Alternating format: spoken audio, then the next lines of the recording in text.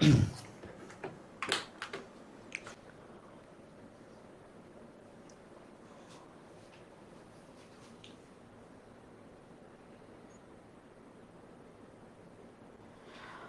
আলাইকুম।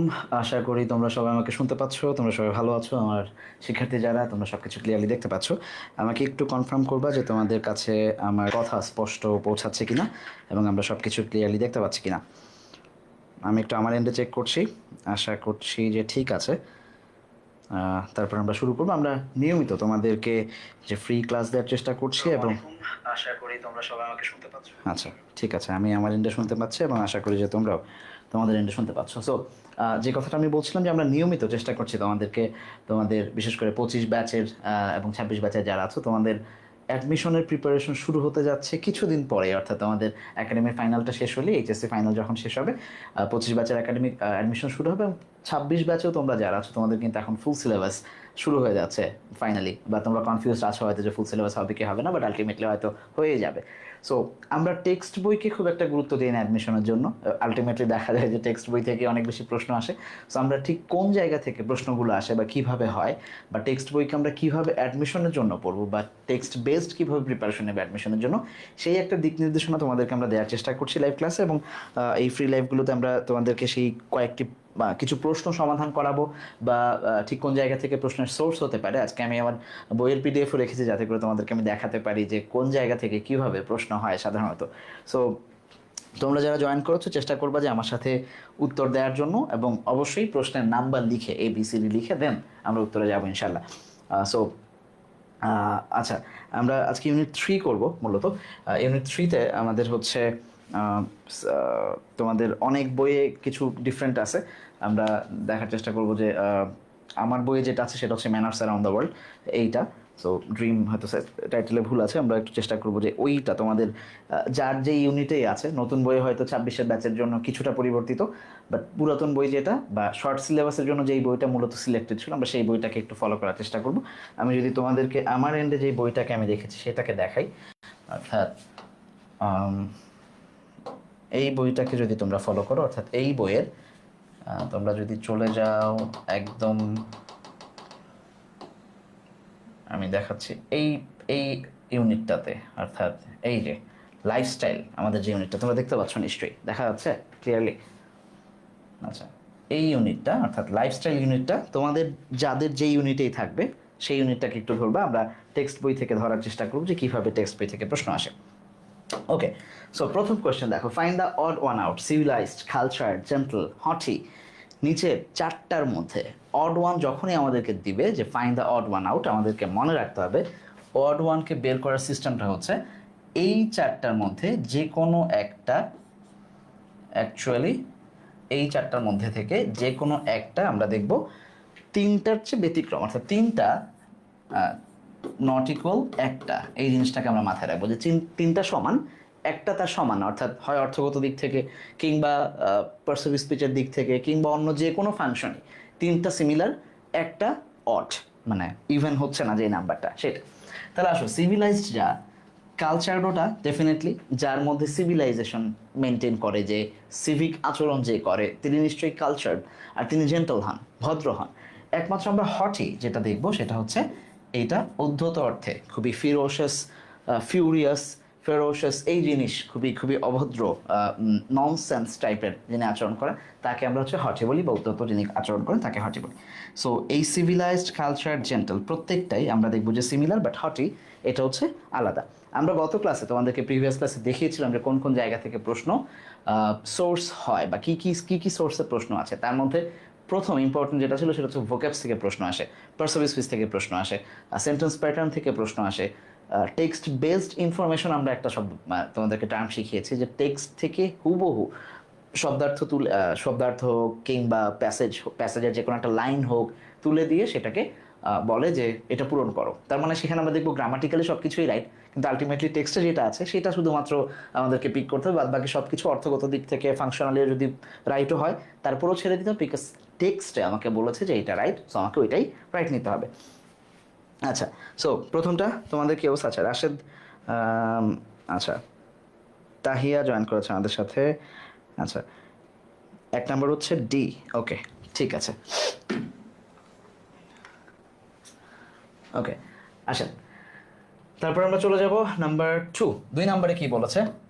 ইট is dash to take small gift for host if invited to a home. আচ্ছা, এখন দেখো যেই কথাটা আমি একটু আগে তোমাদেরকে বলার চেষ্টা করলাম যে আমরা সাধারণত দেখব যে টেক্সট বেসড কিছু প্রশ্ন থাকবে, টেক্সট বেসড ইনফরমেশন বা ইনফো নামে আমি এটাকে ডাকি। টেক্সট বেসড ইনফো মানে তোমাকে যা দেয়া হবে এটা হুবহু টেক্সটে যা আছে শুধু ওইটাই রাইট, বাদ বাকি সবগুলো ফাংশনালি রাইট হইলেও রাইট না।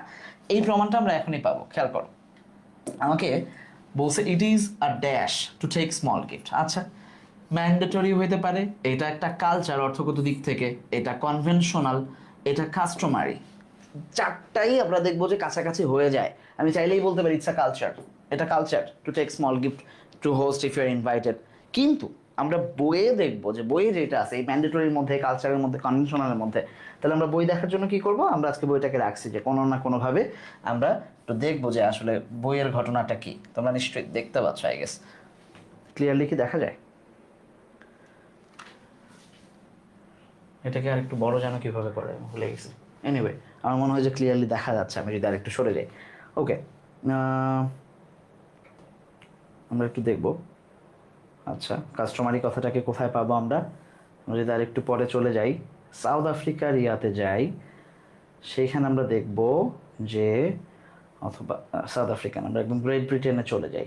এই যে এই লাইনটা গ্রেট ব্রিটেন থেকে এসছে হুবহু, যে ইট is customary, it is customary to take a small gift for the host if you're invited to a home। এই প্রশ্নটাই আসছে এইখানে। কালচার, ম্যান্ডেটরি আর আর যত ট্রেডিশন আরও কি কি দেওয়া ছিল যে অপশনে যাই থাকুক সব কিছুই বাদ হয়ে যাবে যখন প্রথা ওয়ার্ডটা বুঝাইতে যে কাস্টমারি ওয়ার্ডটা ইউজ হয়েছে ইংরেজিতে। বই টেক্সট বুক আমাকে বলছে যে তুমি প্রথা অর্থে, প্রথা বা কনভেনশনাল বা ট্রেডিশন যে কোনো অর্থেই তুমি কাস্টমারি ব্যবহার করেছে বই তোমার। তার মানে তোমাকে টেক্সট বেসড ইনফরমেশন যখন তুমি যাবা তখন তোমাকে অবশ্যই এখান থেকে ম্যান্ডেটরি না নিয়ে, কালচার না নিয়ে, কনভেনশনাল না নিয়ে কি নিতে হবে? কাস্টমারি নিতে হবে, কারণ এগুলো রাইট হইলেও আপাতত ভুল, কারণ এটা টেক্সট বেসড ইনফরমেশন থেকে প্রশ্ন আসছে। ক্লিয়ার?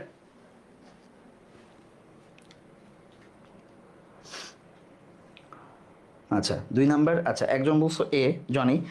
জনি এ হইতো, যেটা আমি একটু এই মাত্রই ব্যাখ্যা করলাম যে এ না হওয়ার কারণটা হচ্ছে প্রশ্নটা আসছে টেক্সট থেকে। সো আমাকে টেক্সটে যা আছে, টেক্সট বেসড ইনফরমেশন, এই জিনিসগুলো আমাদেরকে একটু পড়তে হবে। ওকে, ঠিক আছে। সাজু রাইট অ্যান্সার। আসো, সো ক্লিয়ার এটা? চলে যান 3 নম্বরে। Dash are advice to greet first in China. চায়নাতে কাদেরকে প্রথম অ্যাডভাইস করা হয় গ্রিট করার জন্য? প্রশ্নটা একটু ট্রিকি, তোমরা যারা বই পড়ো বা অলরেডি পড়েছো, 25 ব্যাচ পড়াশোনা অলরেডি করে গেছো, মোটামুটি ভালো পড়াশোনা হয়ে গেছে, তোমাদের টেস্ট পরীক্ষা হয়ে গেছে, 26 ব্যাচে তোমরা এখন পড়াশোনা করছো।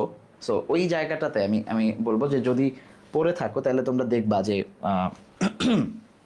এটা পাওয়ার কথা অলরেডি, যে dash are advice to greet first in China. চায়নাতে কাদেরকে প্রথম গ্রিট করার জন্য উপদেশ দেওয়া হয়? যারা এল্ডারলি তারা, জুভিনাইল যারা, সাপ্রেসড যারা, অপ্রেসড যারা। মানে কি হলো সাপ্রেসড অপ্রেসড এখানে কেন আসবে, বা জুভিনাইল শব্দটার মানে কি, এল্ডারলি কি আমরা বুঝি কিনা? আচ্ছা, আমরা একটু টেক্সটে যাই যে বই আসলে কি বলছে। চায়না বলছে, তার মানে আমরা একটু উপরে চলে যাব, ঝামেলা। এনিওয়ে আসেন, গ্রিটিংসের ক্ষেত্রে শেক হ্যান্ড সফটলি ওরা বলছে, firm handshake could be considered as a sign of aggression. প্রশ্ন কোন কোন জায়গা থেকে হইতে পারে আমি একটু তোমাদেরকে মেনশন করে দিই। এই যে ফার্ম হ্যান্ডশেক চায়নাতে could be a sign of aggression, এইখান থেকে তোমাদের প্রশ্ন আসতে পারে। 26 ব্যাচের জন্য একাডেমিক, 25 ব্যাচের জন্য ফাইনালে তোমাদের এমসিকিউ থাকতে পারে। এই এমসিকিউটাই দেখবা যে বিশ্ববিদ্যালয়ে যখন ভর্তি হবে, বিশেষ করে ঢাকা বিশ্ববিদ্যালয় এবং বিইউপি, প্রচুর পরিমাণে প্রশ্ন করে টেক্সট থেকে। এই বছর জগন্নাথও করেছে। সাস্টের প্রশ্ন নিয়ে আমি আমার স্টুডেন্টদের সাথে আজকেই সম্ভবত ওদের সাথে ক্লাস হচ্ছিল, গতকাল আমি কথা বলছিলাম এবং আমি ওদেরকে চ্যালেঞ্জ করলাম যে আমার মনে হচ্ছিল যে আমরা স্কুল অফ এক্সেলেন্স যেই প্যাটার্নে প্রশ্ন করে সাস্ট হুবহু ওই প্যাটার্নেই প্রশ্ন করছে। সামহাও আমাদের মনে হচ্ছিল যে আমাদের প্রশ্নই বোধহয় চলে গেছে ভুলে এখানে, ঠিক আছে?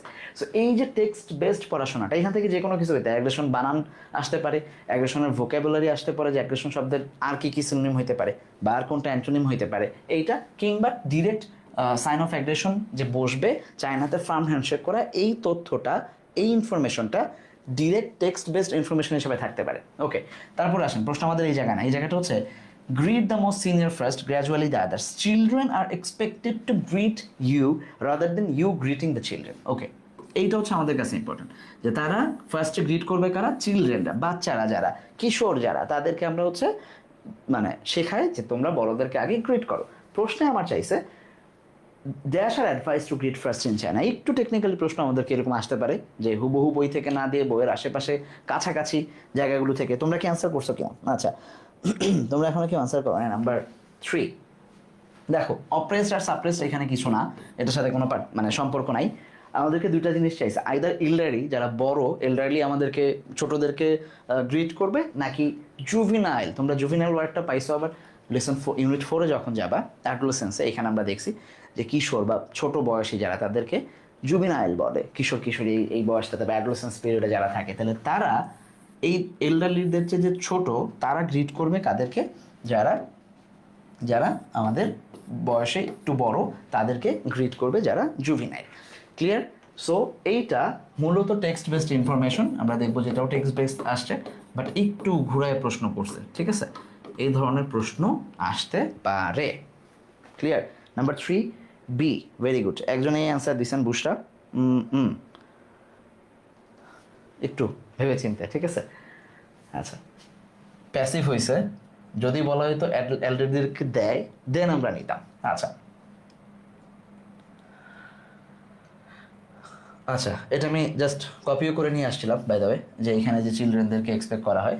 যাই হোক, সোর্স তারপরে আমি বই রাখছি যাতে করে সব কিছুর সোর্স আমি দেখাইতে পারি যে কটা পসিবল হয়। আচ্ছা, number 4, who is served first at the time of dining in south Africa. আবারও টেক্সট বেস প্রশ্ন, সাউথ আফ্রিকাতে কাকে প্রথম সার্ভ করা হয়? প্রশ্নটা একটু ট্রিকি। তোমরা যারা 25 ব্যাচে পড়ছো, তোমরা দেখে আসছো যে সাউথ আফ্রিকায় সাধারণত, আমি আবারও বই দেখাচ্ছি তোমাদেরকে, যে সাউথ আফ্রিকাতে আমরা দেখব যে ওরা খাবার যখন বাড়ে, ডাইনিং যখন দেয়, সাউথ আফ্রিকার ডাইনিংয়ের স্টাইলটা হচ্ছে যে ওরা আগে ঘরের যিনি মুরব্বী, কি রে ভাই, ঘরের যিনি মুরব্বী,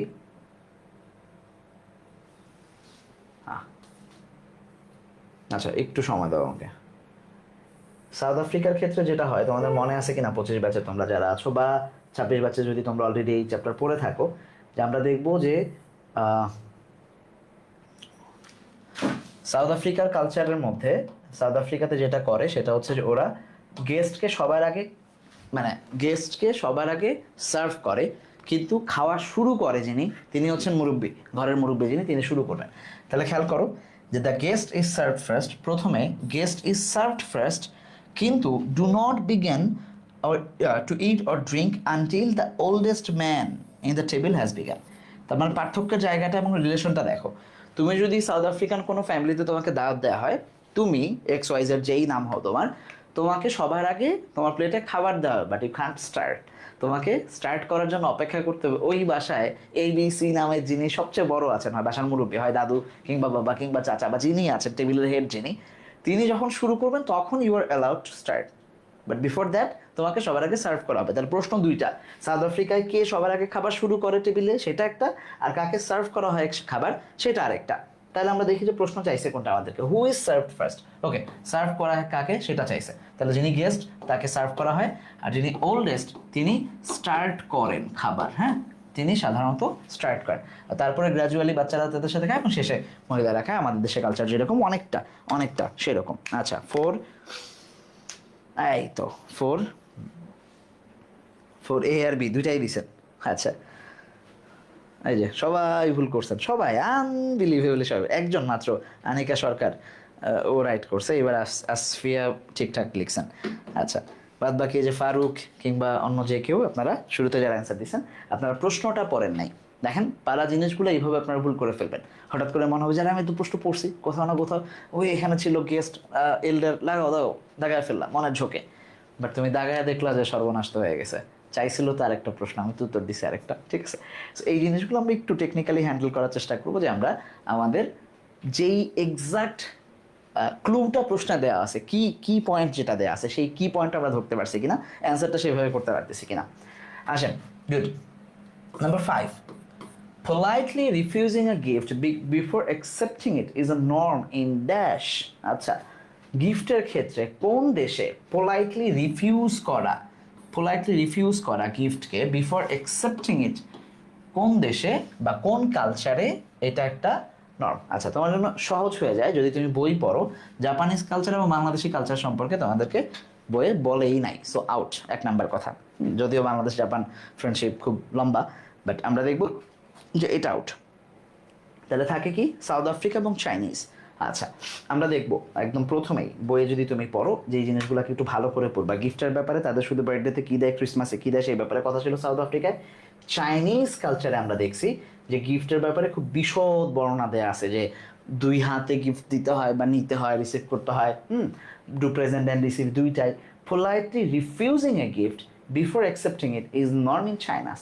চায়নাতে আমরা দেখবো যে কোনো জিনিস যখন বলে যে এটা আপনার জন্য একটা গিফট, তোমার যদি কোনো ফ্রেন্ডের জন্য তুমি যখন চায়নায় যাবা, কেন চায়নায় যাবা, কারণ হচ্ছে মানে যে কোনো দেশেই যাও, এটা পড়ার কারণ হচ্ছে এটাই যে তোমরা যখন বিশ্ববিদ্যালয়ে ভর্তি হবা, আমরা আমাদের স্বপ্নকে খুব ছোট করে ফেলি, বললে এটা ব্যবসায়িক স্বার্থে লাগবে যে তোমরা ঢাকা বিশ্ববিদ্যালয় ছাড়া বা বাংলাদেশের যে কোনো বিশ্ববিদ্যালয়ে একটা সিটকে এত প্রায়োরিটি দাও বা এত মানে এইটাকে এত স্বর্গীয় মনে করো যে অন্য কোনো কিছুই তোমাদের লাইফে ভ্যালু ক্রিয়েট করে না। এই যে রেজাল্ট দিচ্ছে, আগামী সপ্তাহে ঢাবির রেজাল্ট দিবে, শেষ হয়ে যাবে পোলাপানের জীবন, তোমাদের সিনিয়র যারা আছে বা অ্যাডমিশন ব্যাচে যদি কেউ এখানে থেকে থাকো, এটা ঠিক না।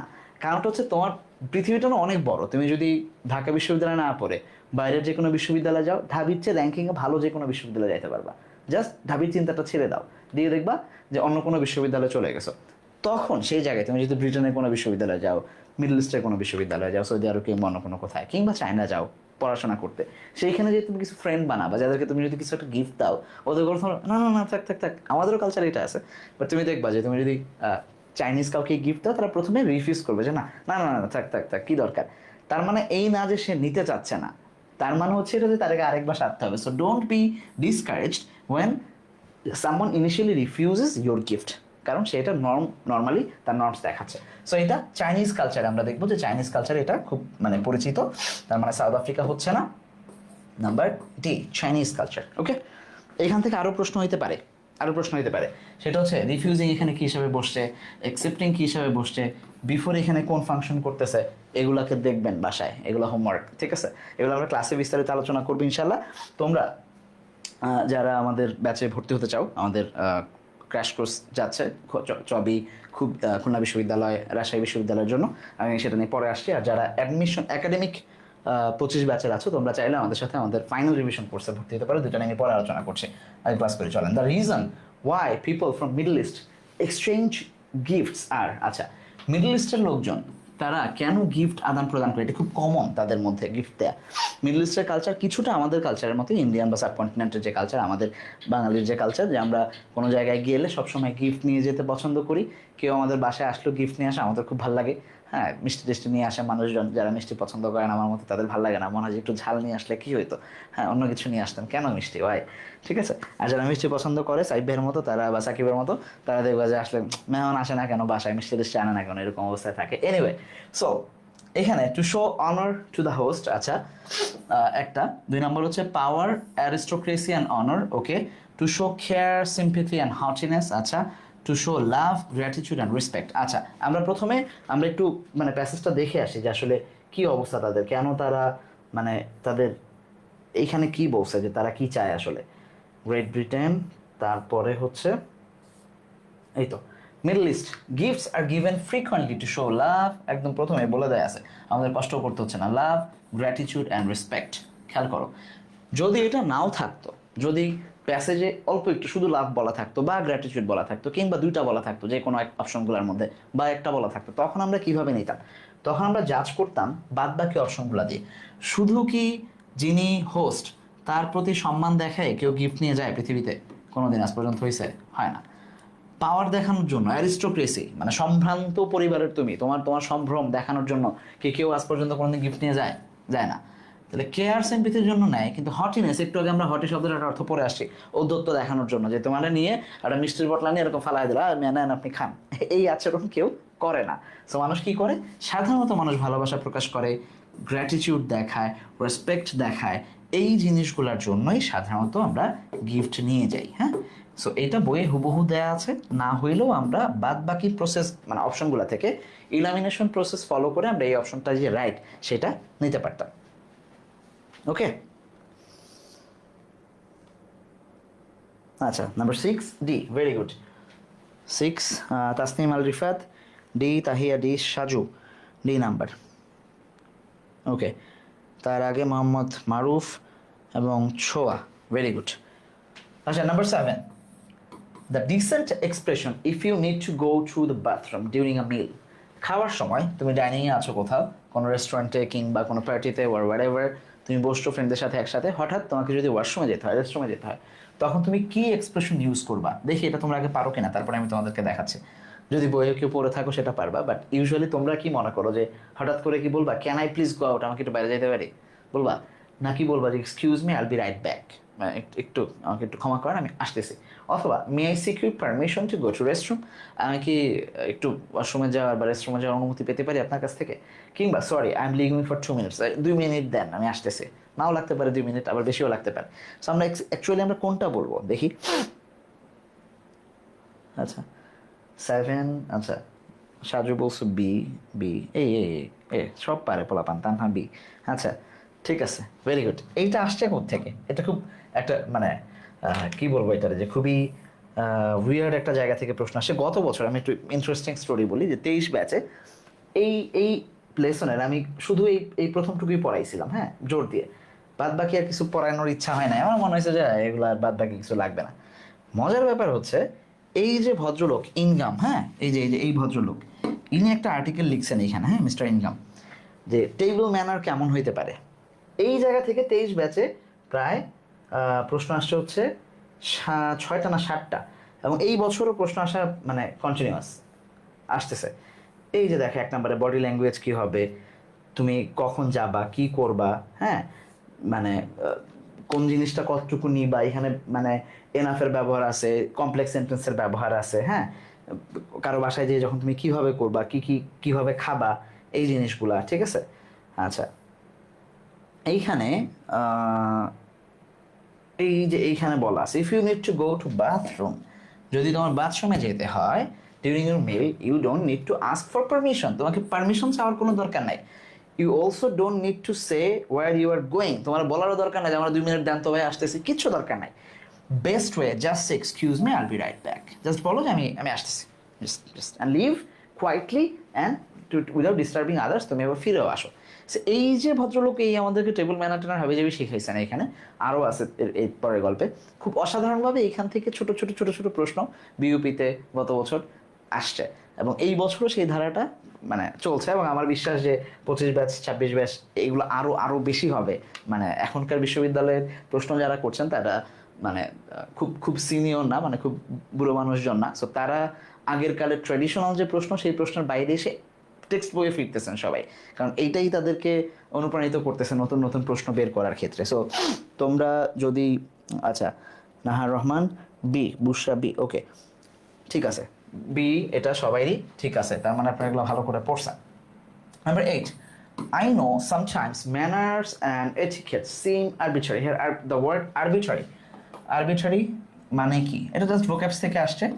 এইটা এই কথাটা বইয়েও আছে ইউনিট 3-তে, আবার এটা যে ইউনিট 7-এও পাবেন, হ্যাঁ, ইউনিট 7-এ হিউম্যান রাইটস আমরা এইটাকে আবার পাবো, হ্যাঁ, হিউম্যান রাইটসে আমরা দেখবো যে আরবিটারি কথাটাকে আমরা উল্লেখ পাই। আরবিটারি কি? যখন কোনো জিনিস কেউ মানে খেয়াল খুশি মতো, ইচ্ছা মতো যা মন চায় তা করে, সেটাকে বলা হচ্ছে আরবিট্রারি। ওকে, আপনাকে অ্যান্সার দিছেন? সো আমরা যদি 4টা অপশন দেখি, প্রিসাইসলি কোনো জিনিস করা, ক্লিয়ারলি করে দেওয়া, স্পেসিফিক করে দেওয়া, এইটা না হয়ে কোনো জিনিস ওপেন, ওয়াইড ওপেন রাখা, খামখেয়ালি মতো রাখা, হ্যাঁ, মানে কোনো কোনো স্পেসিফিকেশন নাই এমন অর্থে যখন যেটা বসবে, সেটাকে আমরা দেখব কি বসবে, আরবিট্রারি বসবে, ঠিক আছে। যদি ডাজ নট মিন দেওয়া থাকতো, সিনোনিম যেহেতু চাইছে, মিনস তার মানে হচ্ছে সিনোনিম চাইছে, যদি অ্যান্টোনিম চাইতো তাহলে আমরা অন্য কিছু বসাইতে পারতাম বা চিন্তা করতে পারতাম। ওকে,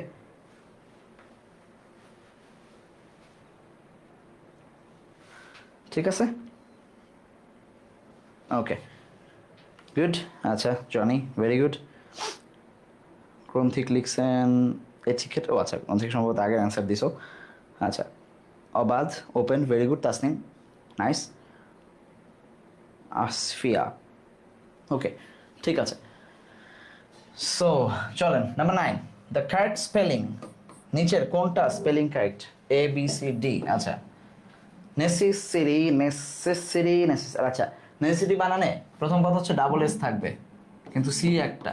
আচ্ছা, এখানে এস একটা, সিও একটা, এইখানে একই জিনিস, এখানে ডাবল টিক দেয় দিছে, সো একটা সি দুইটা এস, ডি নাম্বারটা হচ্ছে আমাদের রাইট অ্যান্সার। এইটাও আছে আমাদের বইয়ে। ওকে, ক্লিয়ার?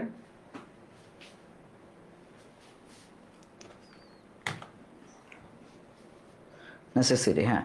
এগুলোকে বানান যখন পাবেন, আমি আপনাদেরকে একটা ট্রিক্স শিখিয়ে দিই। যে কোনো ফ্রি লাইভ যখনই দেখবেন, যেই প্ল্যাটফর্মেই দেখবেন, যেখানেই দিবেন, যেখানেই বানান পাবেন, বানানটাকে লিখে ফেলবেন।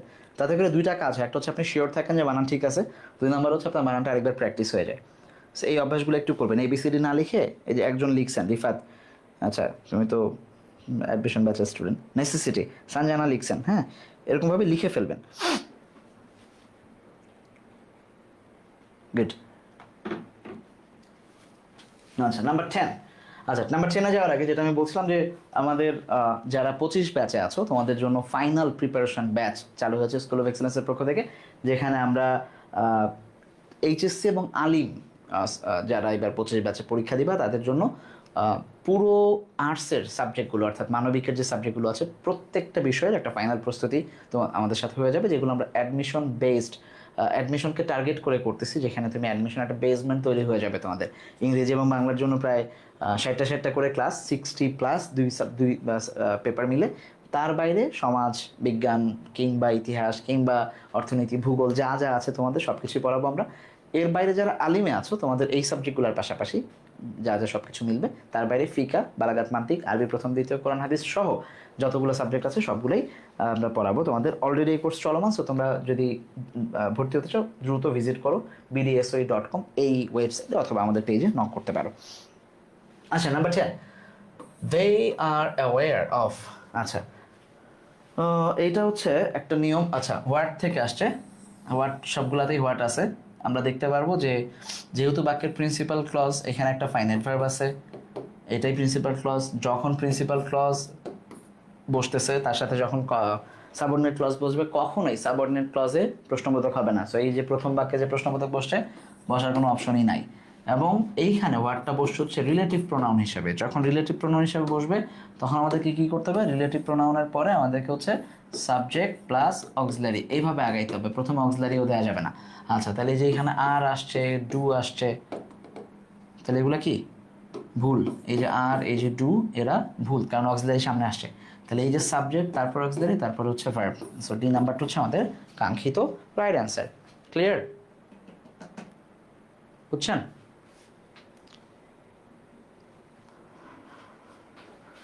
ট্রেন্ডি, এই তো, ভেরি গুড। আশরাফুল, তানহা,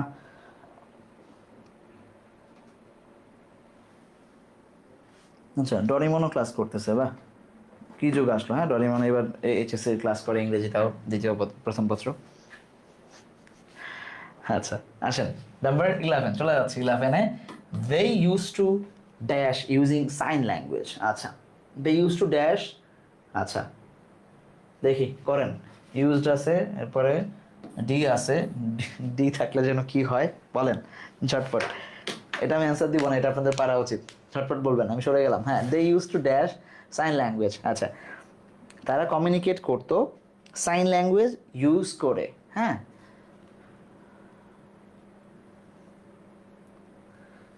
আচ্ছা, রিফাত আবার ব্যাখ্যাও দিচ্ছেন। ওকে, 10 নম্বরের ব্যাখ্যা শেষ। রিফাত আসেন ঝটপট এ নাম্বারে, 13-এ আসেন।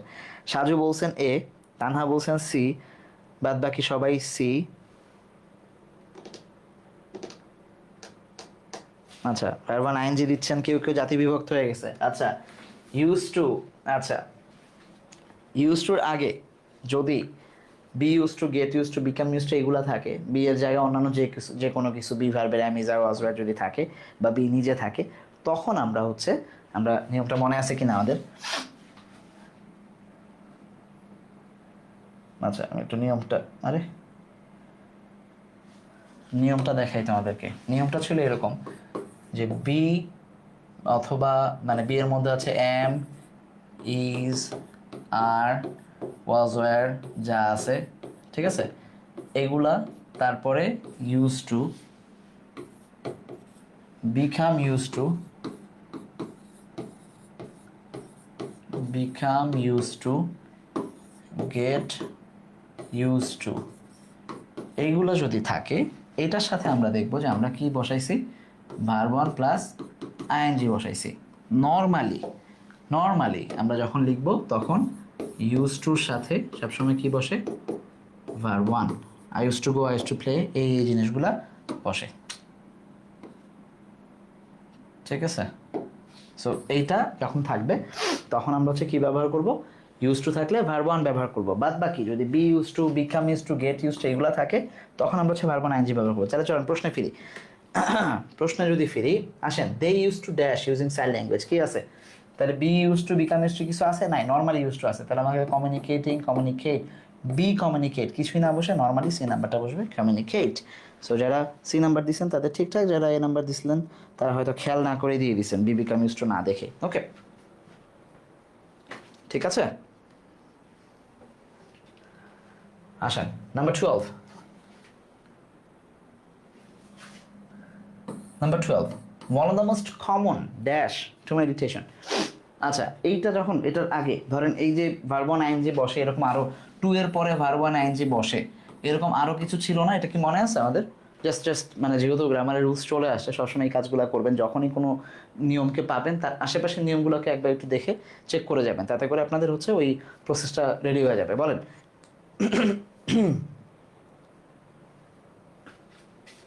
মনে আছে কোন কোন? বলবো না আমি, জাস্ট আপনাদের কাছ থেকে শোনার চেষ্টা করবো যে আপনারা রেডি আছেন কিনা। মানে টু এর সাথে আমরা জানি টু এর সাথে সাধারণত ভার্ব ওয়ান বসে, কিন্তু টু থাকা সত্ত্বেও কিছু জিনিসের সাথে ভার্ব ওয়ান আইএনজি বসে। তারা কারা মনে আছে? With a view to, look forward two, কি যেন ছিল দেখি মনে আছে কিনা আপনাদের। 12 নম্বরে পরে যাচ্ছে, 11 নম্বরে একটু থাকি, মনে আছে? নাই, লিখতেছেন না কেউ? আচ্ছা, একজন লিখছেন। আচ্ছা, be become, get use to, ঠিক আছে। আর কেউ? With a view to, look forward to, confess to, accustomed to, মনে নাই এগুলা? আছে, এই তো একজন একজন করে লিখতেছেন। ঠিক আছে জনি, ভেরি গুড। ঠিক আছে, এই জিনিসগুলো এগুলো যখন পড়বেন তখন রাইট ফর্ম অফ ভার্বস যখনই যেটা পাবেন, টেক্সট পড়তে গেলে রাইট ফর্ম অফ ভার্বস কিংবা অন্য যে কোনো যা যা আছে এগুলো যখন মনে আসবে তখন ওই রুলসগুলোকে খাতায় আপনারা নোট করছেন, কেউ না কেউ অ্যাডমিশনে বিশেষ করে যারা আছেন তারা এইভাবে প্রসেস করে পড়বেন। যারা একাডেমিকে আছেন তারা চেষ্টা করবেন যে এই নোটগুলোকে রেডি করতে, যখনই পাবেন ব্রেনের মধ্যে এগুলোকে সেট করে নেবেন। তাহলে দেখবেন যে অ্যাডমিশন জার্নিটা খুব স্মুথ হয়। মানে যারা এখন অ্যাডমিশনে আসেন তারা বলতে পারবেন যে এই জিনিসগুলো আসলে কতটা কাজে দেয়। Anyway, number 12, one of the most common dash to meditation, dash concentration. আচ্ছা, ওয়ান অফ দ্য যখন থাকবে আমরা জানি ওয়ান অফ দ্যার পরে নাউনটা সবসময় প্লুরাল হয়, এবং পরে যে ভার্বটা কি হয়, ভার্বটা হচ্ছে এই ওয়ানকে ধরে হয়, সো ভার্বটা সিঙ্গুলার হয়। নাউন প্লুরাল, ভার্ব সিঙ্গুলার, কারণ অর্থগত দিক থেকে অনেকগুলা কারণের মধ্যে একটা হচ্ছে এইটা, এরকম বোঝায়। তাহলে ওয়ান অফ দ্য মোস্ট কমনের পর অ্যাপ্রোচেস, নাউন প্লুরাল হবে। তাহলে এখানে নাউন নাই, এখানে প্লুরাল নাই, দুইটা আউট। একটা আছে, ঠিকতেছে। আচ্ছা, কিন্তু ভার্বটাকে আমরা সিঙ্গুলার চাইছি, এখানে আবার আর প্লুরাল আছে, সো একমাত্র এই নাম্বারটাই আমাদের ধোপে টিকতেছে, বাদ বাকি কোনো কিছুই টিকতেছে না। Very good Saju. আচ্ছা, কিন্তু জনি আপনি যে 12 নম্বর হঠাৎ করে সি দিচ্ছেন কেন ভাই? সি হবে না।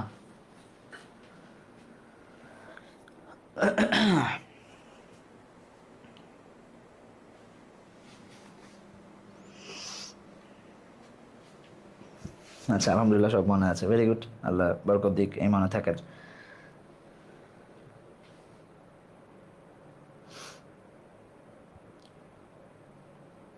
আচ্ছা,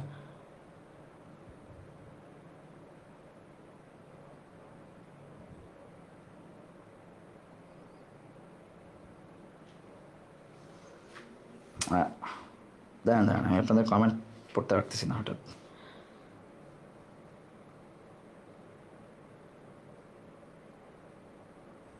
একটু সময় দেন আমাকে। আচ্ছা, হ্যাঁ এইবার দেখতে পাচ্ছি। আচ্ছা, নিপা লিখছেন one of the plural singular হবে। আচ্ছা, সি এমনি বলছি না, সি এমনি বলবেন না ভাই, পারা জিনিসে ভুল যেন না হয় এই জিনিসটা একটু ভালো করে মাথায় রাখবা জনি। হ্যাঁ, আসেন নাম্বার 13,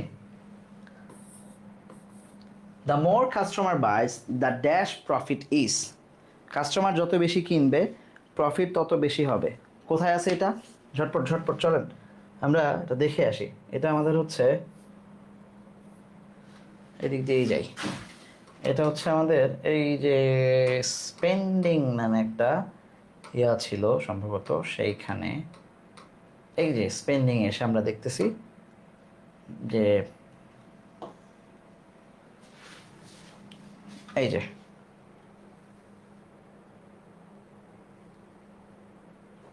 এই যে দেখো এই লাইনটা, হ্যাঁ এটা খুব বাস্তব। দিস ওয়ার্ডস মানে সবসময় কাস্টমারকে বলে যে আপনার অনেক সুন্দর লাগতেছে, আপনার অনেক ভালো লাগতেছে, এটা আপনার খুব ভালো লাগবে, এটা পড়ছেন এটাও ভালো লাগবে। রমজানের সিজন তো, এখন দেখবা যে শপিংয়ে যখন যাবা তখন দেখবা যে সবাই তুমি যাই পড়তেছো তোমার সেটাতেই বলবো যে হ্যাঁ ভাই আপনার খুব ভালো লাগতেছে, আপু এইটাতে এইটাতে আপনার খুব মানে এটাতে আপনার সেরা লাগতেছে, আপনি এটা ছাড়া আর কিছু নিয়েন না। এবার আরেকটা হাত দিয়ে বলবো যে ও আপনাকে তো এটাও তো অনেক ভালো লাগতেছে।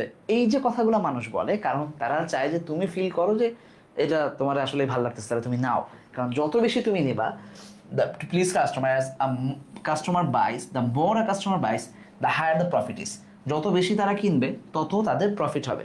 এটা হচ্ছে একটা গ্রামারের রুলস। আমরা জানি যে আমরা, এবার প্রশ্নে আসেন, আমরা কম্পারেটিভের ক্ষেত্রে পড়ছিলাম যে দাযুক্ত কম্পারেটিভ যেমন থাকবে, যেমন আমরা যদি বলি ধরো কত কত জোরে ফ্যান চালাবো, তাহলে the ফাস্টার is better, is the better, the ফাস্টার the better, ঠিক আছে। এই ধরনের কম্পেয়ার করি আমরা যখন যত তততে যখন বলি যত তত, যত জোরে চালাবা তত ভালো, কতক্ষণ পড়বো, যত বেশি পড়বা, the more you study the higher your preparation goes, বা the better your preparation become, ঠিক আছে। হ্যাঁ ঠিক আছে। সো এই যে দা যুক্ত কম্পারেটিভ যখন থাকবে, দ্য মোর কাস্টমার বাইস, যত বেশি কাস্টমার বিক্রি করবে মানে কিনবে তত বেশি কি হবে, the higher the profit is. Okay, clear?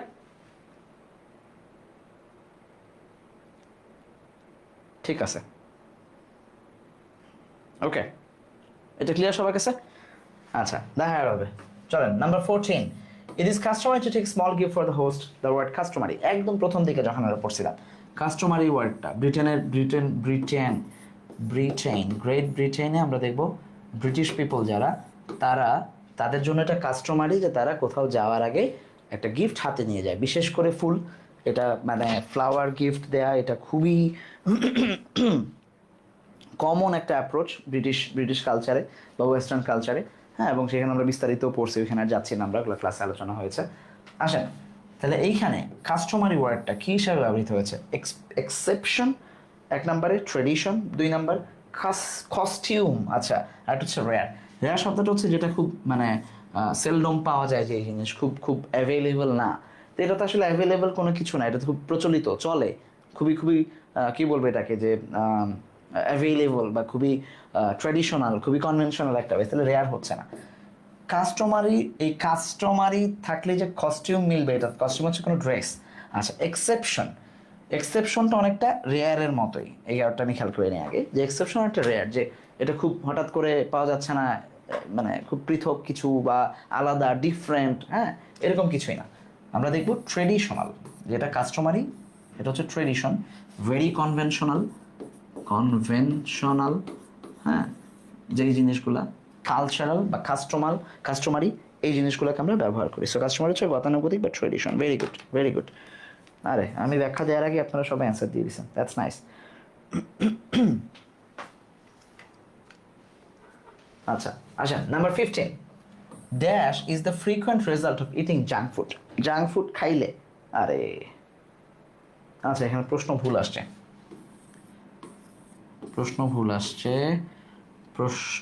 আচ্ছা অ্যান্সার ভুল আসছে। জাঙ্ক ফুড খাইলে বেশিরভাগ কি হয়, ইয়া ছিল এক নম্বরে ছিল হচ্ছে হেডেক, মাথা ব্যথা হয়, নাকি হচ্ছে স্টমাক প্রবলেম, ম্যালেরিয়া, আর একটা সম্ভবত ছিল হচ্ছে ডায়রিয়া, HOEA, ঠিক আছে, এটা হচ্ছে ডায়রিয়া। কোনটা হবে বলেন? হেডেক, স্টমাক প্রবলেম, ম্যালেরিয়া আর ডায়রিয়া। যদি বেশি বেশি জাঙ্ক ফুড খান, ফ্রিকোয়েন্ট, বেশি বেশি না, এভরি নাও অ্যান্ড দেন আপনি যদি খান, ফ্রিকোয়েন্টলি যদি আপনি জাঙ্ক ফুড খান, তাহলে আপনার কোনটা হবে নিচের? এ নাম্বার হচ্ছে হেডেক, বি নাম্বারে হচ্ছে স্টমাক প্রবলেম, 3 নাম্বার হচ্ছে ম্যালেরিয়া, 4 নাম্বারে হচ্ছে ডায়রিয়া। কোনটা হইতে পারে দেখি, কনফিউশন তৈরি করি একটু। বেশি বেশি জাঙ্ক ফুড খেলে ডায়রিয়া তৈরি হয়, ফুড পয়জনিং হয়, নাকি কি হয় আসলে, মানে মূল ব্যাপারটা কি? আচ্ছা, ওকে, আপনারা খুব একটা ডিস্ট্রাক্টেড হচ্ছে না ইদানিং। আসেন বই আমরা একটু দেখে আসি। এটা হচ্ছে পূর্ণিমা, পূর্ণিমার গল্প, অথবা হচ্ছে আমাদের তার আগের যেটা জাঙ্ক ফুড যেটা ছিল। আচ্ছা, এই যে দেখেন, ওকে, ম্যানার্সিটিস প্রবলেম। আচ্ছা, এটা একটা, আচ্ছা এইখানে না, এইখানে না, এটা হচ্ছে পূর্ণিমাতে বলা, এটা জাঙ্ক ফুডে বলা না। এটা হচ্ছে পূর্ণিমার মা যখন পূর্ণিমাকে বলতেছিল যে তুমি আহ, তুমি যে বেশি বেশি করে এগুলা খাও, এগুলো তো খাওয়া ভালো না। হ্যাঁ, এই যে হ্যাভিং প্রবলেম, কই জানো ইয়ার প্রবলেম, আইসাইটের প্রবলেম হচ্ছে, এই যে স্টমাক আপসেট, এই তো পাওয়া গেছে। Sometimes you suffer from stomach upset. তো অনেক সময় সে হচ্ছে স্টমাক আপসেট হয়ে থাকে, তার মানে হচ্ছে স্টমাক আপসেট মানে কি, স্টমাক প্রবলেম, আপসেট লেখা উচিত ছিল, মানে আমি প্রবলেম লিখছি, স্টমাক আপসেট হয়ে থাকে তার মানে যত বেশি মানে জাঙ্ক ফুড খাবে কেউ, তার হয়তো কারো হয়তো ডিরেক্টলি হয়তো ম্যালেরিয়া, ডায়রিয়া, ম্যালেরিয়া তো মশার কামড় হয়, ডায়রিয়া বা ফুড পয়জনিং বা এগুলো হবে না, বাট আলটিমেটলি তার স্টমাক প্রবলেম হইতেই থাকবে। অতিরিক্ত জাঙ্ক ফুড খেলে দেখবা যে মানে খুব একটা ভালো লাগে না, অস্বস্তির মধ্যে আমরা থাকি সবসময়, ঠিক আছে? সো স্টমাক প্রবলেম, গুড, এটা হচ্ছে রাইট অ্যান্সার। নাম্বার 16, আচ্ছা এটা 16 হবে। The phrase now and then means, now and then, every now and then, আমি একটু আগে এটা ব্যবহার করলাম। হ্যাঁ, now and then, now and then, every now and then মানে প্রায়শই, বাংলা যদি এমন হয় সেটা হচ্ছে প্রায়শই কোনো জিনিস, প্রায়ই ঘটে এমন জিনিস, প্রায়শই। ওকে, প্রায়শই, ওকে, দেখতে পাচ্ছেন? ওকে, সো সেই হিসাবে কি বসবে? Rarely, every time, frequently, barely, কি বসবে? ভেরি গুড, সি, ফ্রিকুয়েন্টলি ঘটে যে জিনিস। এভরি টাইম মানে সব সময় সেটা না, রেয়ারলি আর বেয়ারলি একই অর্থ, একমাত্র মিডল জোনে আছে হচ্ছে ফ্রিকুয়েন্টলি।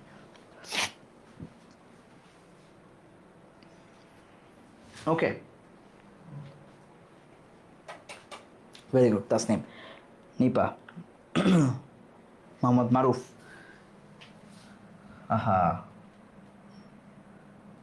এটা হবে হচ্ছে 7। ওকে, এগুলো নাম্বার উল্টাপাল্টা হয়ে গেছে। Calorie rich junk food looks dash, eye soothing, mouth watering, tempting, lucrative. দেখো এই যে এই প্রশ্নগুলো না, এইগুলো হচ্ছে রিয়েল টেক্সট বুক ইনফো। এখন তুমি দাগাও তো, যারা টেক্সট বুক পড়ো নাই তাদের কাছে যে কোনো ক্যালোরিজ খাবার দেখলে আমাদের চোখেও ভালো লাগে, তাহলে এটাও রাইট। মাউথ ওয়াটারিং, মুখে জল চলে আসে, জিভে জল আসে, এটাও রাইট।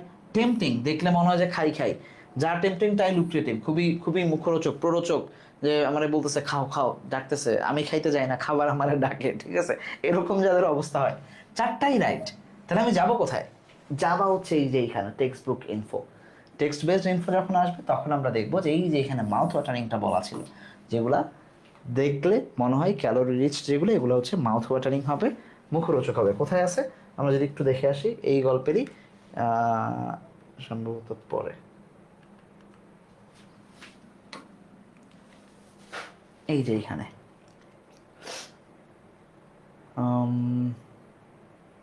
হয়ে গেল ফ্রিকুয়েন্ট ইনজেকশন আসন, কোথায় আমাকে একটু হেল্প করবা? এই যে these calories junk food does look mouth watering but nutritionally very poor. এই যে মাউথ ওয়াটারিং কথাটাকে আমরা দেখতে পাচ্ছি, হ্যাঁ, মাউথ ওয়াটারিং, এটা হচ্ছে আমাদের এই মাউথ ওয়াটারিংটা হচ্ছে, এই মাউথ ওয়াটারিংটা হচ্ছে এখানে বলা আছে। তার মানে আমার দেখতেও ভালো লাগতেছে, খাইতেও মজা, মানে খুবই কোনো কিছুই আমার ওই যে একটা বাচ্চার এখন বেরোচ্ছে না, খাবার দাবার খুব সুন্দর করে বর্ণনা করে যে অনেক ভালো লাগছিল, জীবনে মনে হয়েছে এর আগে এমন কিছু খায় নাই, জিব্বা বের হয়ে গেছিলো, কি কি সুন্দর করে বলে বাচ্চাটা, ঠিক আছে? এগুলো হচ্ছে আমাদের লাইফে এরকম ঘটে, হ্যাঁ। এইটা হচ্ছে এই মাউথ ওয়াটারিংটা থাকবে, আর বাদ বাকি সব আউট। নাম্বার 18, নাম্বারগুলো একটু এলোমেলো হয়েছে, আমরা একটু ঠিক করে নিচ্ছি। Find out the correctly spelled word negligence. আচ্ছা, নেগলিজেন্সের ক্ষেত্রে আমরা দেখবো এল এর সাথে আই বসবে, সো এই দুইটা আউট, এই দুইটা ঠিক আছে। জেন্সের ক্ষেত্রে তো জীবনও আই বসবে না, সো জেন্স ই বসবে, এই নাম্বারটা হচ্ছে রাইট। ওই যে নিউট্রিয়েন্ট ভ্যালুটা খুব নেগলিজেন্স লেভেলে যেটা থাকে জাঙ্ক ফুডের মধ্যে, সেটাকেই বর্ণনা করছে এটা। ঠিক আছে, গুড, ওকে।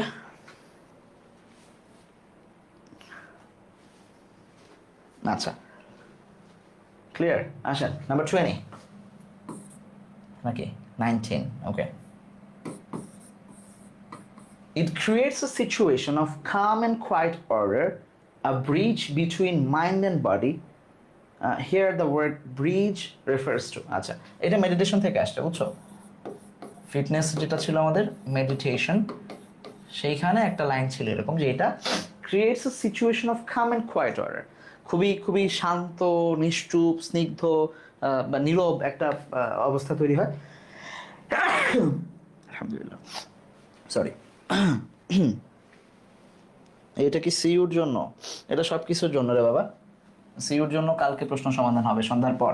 তোমরা যারা সিইউ পরীক্ষা দিছো আজকে স্কুল অফ এক্সেলেন্সে, আমাদের সিইউ প্রশ্ন সমাধান হচ্ছে কালকে বাদ মাগরিব, ঠিক মাগরিবের পর ইনশাআল্লাহ, ঠিক আছে?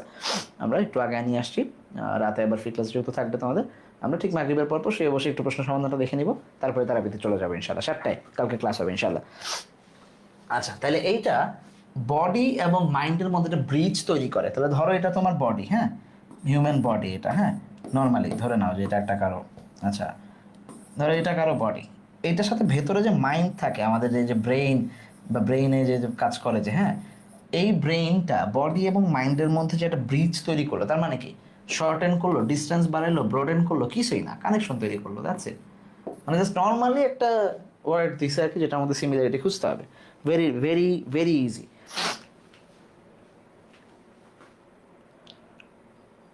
ওকে, কানেকশন তৈরি করে, good, very good. Number 19 connection তৈরি করবে। আচ্ছা, এবার আসেন স্পেন্ডিং, এটা হচ্ছে 20।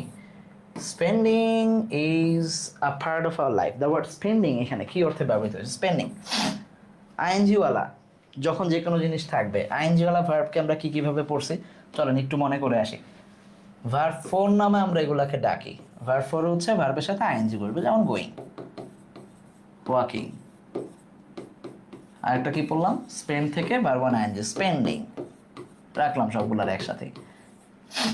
এটা আমরা ভার্ব ফোর ডাকি। ভার্ব ফোর আবার দুই ভাবে বিভক্ত হয়ে যায়, একটা হচ্ছে ফাইনাইট ভার্ব আর একটা হচ্ছে নন ফাইনাইট ভার্ব। কেমনে চিনবো ফাইনাইট ভার্ব? যদি এই যে গোয়িং, ওয়াকিং, স্পেন্ডিং, এরা যদি উইদাউট অক্সিলারি বসে, অক্সিলারি যদি সহ বসে, তাহলে তারা ফাইনাইট ভার্ব। আর যদি অক্সিলারি না বসে, নো অক্সিলারি, তাহলে তারা হচ্ছে নন ফাইনাইট ভার্ব, মানে যাদের মধ্যে অক্সিলারি নাই। তাহলে normally I am going, I am going, এটা হচ্ছে একটা ভার্ব ফোর, যেটা ফাইনাইট, কারণ এম আছে তার আগে, এই যে অক্সিলারি আছে। কিন্তু going, there I saw her, এই গোয়িং এইখানে নন ফাইনাইট ভার্ব, কারণ এর আগে আইএনজি দেওয়ার জন্য তার কোনো অক্সিলারি নাই। সো এই যে ধরনের জিনিসগুলো আসবে, যখনই কোনো আইএনজিওয়ালা ভার্ব অক্সিলারি ছাড়া বসবে, সেটা নন ফাইনাইট হয়। বসলে তার দুইটা কাজ হয়ে যায়, একটা হচ্ছে সে জিরান্ড হয়, হ্যাঁ, বসার সাথে সাথে তার কাজ কি হয়ে যায়, একটা হচ্ছে সে জিরান্ড হয় অথবা সে পার্টিসিপল হয়। এই দুইটার আমরা কেমনে বুঝবো যে সে কেমনে জিরান্ড হচ্ছে বা পার্টিসিপল হচ্ছে? ফাংশন অনুযায়ী। ফাংশন হচ্ছে মজার ব্যাপার, যেটা সেটা হচ্ছে জিরান্ড যখন সে হয় তখন সে নাউনের কাজ করে, আর পার্টিসিপল যে যখন সে হয় তখন সে অ্যাডজেক্টিভের কাজ করে। প্রশ্ন যদি এরকমই সব আসো অ্যান্সার, মানে বিভিন্ন বিশ্ববিদ্যালয়ে এই ধরনের প্রশ্ন করে, বিশেষ করে চবি, তখন কি করবে? তখন যেটা করবেন সেটা হচ্ছে নাউন এবং অ্যাডজেক্টিভ যেটা ফাংশন করতেছে আপনি জানেন, এটা এটা প্রশ্ন করতেও জানে, বাট আপনার কাছে জানতে চাই আরও স্পেসিফিক আপনি জানেন কিনা যে অ্যাডজেক্টিভের ব্যবহার যদি হয়, কোনো আইএনজি যদি আসে, সেটা যদি অক্সিলারি ভার্ব না থাকে, তার মানে সেটা যদি নন ফাইনাইট হয়, সেটার যদি অ্যাডজেক্টিভ হিসেবে কাজ করে, তাকে যে আমরা পার্টিসিপল ডাকি, সেটাকে আপনি জানেন কিনা, অথবা সেটা যদি সাবজেক্ট বা অবজেক্ট হিসাবে কাজ করে কিংবা নাউনের মতো ফাংশন করে যে কোনো একটা, সেটাকে কি আমরা জিরান্ড ডাকতে পারি কিনা, আপনি সেটা জানেন কিনা, এইটাই জানতে চাই। তার মানে এখানে আসেন spending is a part of our life. কি আমাদের পার্ট অফ আওয়ার লাইফ? কোনটা? এই যে ইজ ভার্বে একটা সাবজেক্ট দরকার, এই সাবজেক্ট হচ্ছে স্পেন্ডিং। আবার আমরা এটাকে চাইলে ইট দিয়ে রিপ্লেস করতে পারি, ইট is a part of our life. এখানে লিখেন ইট is a part of our life. তার মানে এটা হচ্ছে একটা সাবজেক্ট হিসাবে কাজ করতেছে, যেটা নাউন হিসাবে কাজ করে, কিন্তু এই বাক্যে এটা জিরান্ড হিসাবে কাজ করতেছে। Simple as that. ওকে,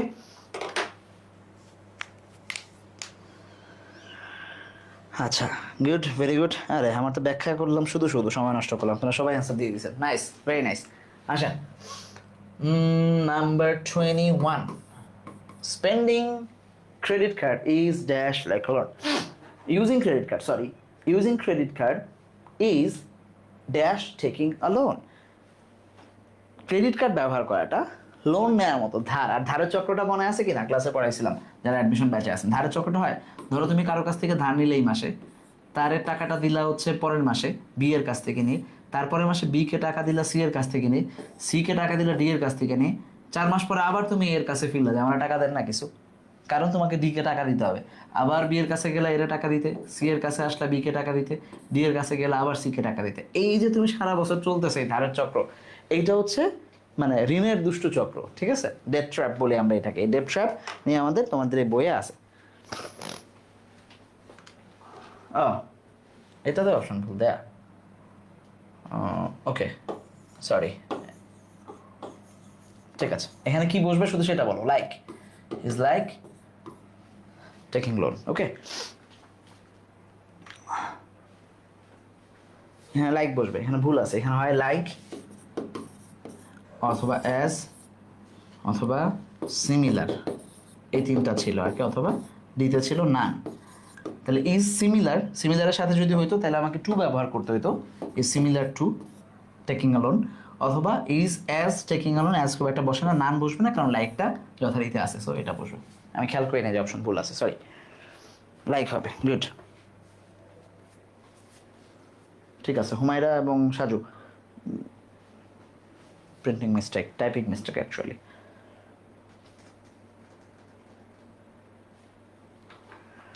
ওকে, ঠিক আছে, গুড, লাইক হবে। আসেন তারপর, হুইচ ওয়ান ইজ কারেক্ট, এটা কত 22, হুইচ ওয়ান ইজ কারেক্ট, নিচের কোনটা কারেক্ট? আচ্ছা, correct form noun form of cost, কস্টের নাউন ফর্ম কোনটা? Cost effective, cost hence, costly. আচ্ছা, এটা বইয়ে আছে, ঠিক আছে।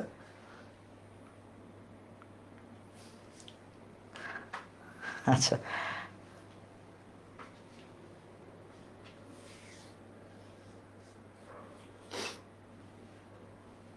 ঠিক আছে। আসেন, ইজি ইজি, প্রশ্নেই উত্তর। হ্যাঁ, এ ধরনের প্রশ্ন।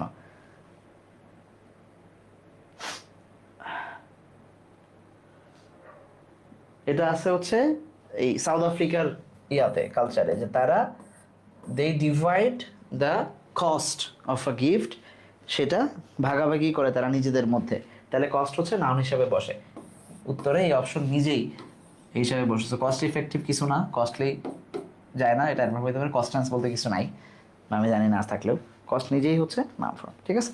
আপনার এটা সাউথ আফ্রিকাতে গেছে, তাতে গিফটটা পাবেন, সাউথ আফ্রিকার গিফটে এটার ব্যবহার পাবেন। আমি আর যাচ্ছি না বইয়ে, কারণ পিছিয়ে গেছি, সো আর পিছনে ব্যাক করবো না। সো এই ছিল আমাদের আজকের যে ক্লাসের আমরা যে কিছু প্রশ্ন সমাধান করলাম। তোমরা যারা ঢাকা বিশ্ববিদ্যালয় পরবর্তী পরীক্ষাগুলোতে প্রস্তুতি নিচ্ছ এবং চাও যে স্কুল অফ এক্সেলেন্সের ক্র্যাশ কোর্সে ভর্তি হবে, যেখানে আমরা আমাদের বিগত অর্থাৎ ঢাবির আগ পর্যন্ত যতগুলো ক্লাস হয়েছে আমাদের সিলেবাসের সবগুলো ক্লাসের রেকর্ডিং দিচ্ছি তোমাদেরকে, পাশাপাশি 30টা লাইভ ক্লাস প্রত্যেকটা টপিকে, বাংলা, ইংরেজি এবং জিকেতে 10টা করে লাইভ ক্লাস থাকবে। অলরেডি ক্লাস শুরু হয়ে গেছে, ইংরেজির একটা ক্লাস গেছে, বাংলার এবং জিকের 2টা করে ক্লাস গেছে। ইনশাআল্লাহ প্রত্যেক সপ্তাহে আমরা একটা করে ক্লাস করছি। এই লাইভ ক্লাসগুলোতে তোমরা তোমাদের সমস্যাগুলো ঝালাই নিতে পারবা। বিগত যে রেকর্ডেড ক্লাসগুলো, সেগুলো সমস্ত রেকর্ডেড ক্লাস এবং পরীক্ষা, লাইভ এক্সাম মানে রেকর্ডেড এক্সাম, পাশাপাশি হচ্ছে এই প্রশ্নগুলো লাইভ এক্সাম, লাইভ ক্লাসের লাইভ এক্সাম দিতে পারবা। এই প্রস্তুতির মাধ্যমে তোমরা যদি চাও যে খুলনা বিশ্ববিদ্যালয়ে, চট্টগ্রাম বিশ্ববিদ্যালয়, রাজশাহী বিশ্ববিদ্যালয় কিংবা জিএসটিতে যারা আছে, জিএসটিতে যারা নাই, তাদের যে কোনো একটা সিট যদি তুমি দখল করতে চাও বা তোমার প্রিপারেশনের জায়গা নিতে চাও, কিংবা তোমরা যারা আমাদের কোর্সে অলরেডি আসো, তোমাদের ফ্রেন্ডদেরকে যদি তোমরা হেল্প করতে চাও, সো এই জায়গায় তোমরা সন্ধান দিতে পারো এই কোর্সে। ভিজিট করতে হবে bdsoi.com অথবা আমাদের ফেসবুক পেজ স্কুল অফ এক্সেলেন্সে। সো আশা করছি তোমাদের সাথে আবার ইনশাআল্লাহ আগামী সপ্তাহে দেখা হবে, যেহেতু আমাদের ব্যাটল অফ এক্সেলেন্স চলছে এটা লার্নার।